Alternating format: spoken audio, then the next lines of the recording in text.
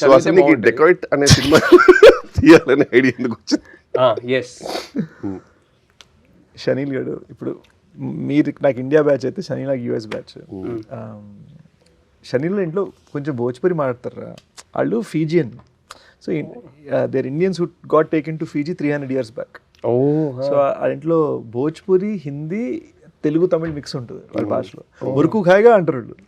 So షనీల్తో discuss చేస్తుంటే ఆడు enjoy చేసే సాంగ్స్ వీళ్ళన్నీ ఒక చిన్న హార్ట్ ల్యాండ్ మాస్ ఉంది మనోళ్ళలో. సో ఓహో ఓకే అంటే మనోడు అన్నాడు నేను డైరెక్ట్ చేస్తున్నా అంటే హిందీలో చేయాలి అంటే నేను తెలుగు హీరో కదా అన్న. సో అయితే మరి తెలుగులో కూడా చేద్దాం ప్రాపర్గా. So we wrote it together and Telugu dialogue పరంగా నేను చూసుకునేవాడిని ఆన్ సైడ్.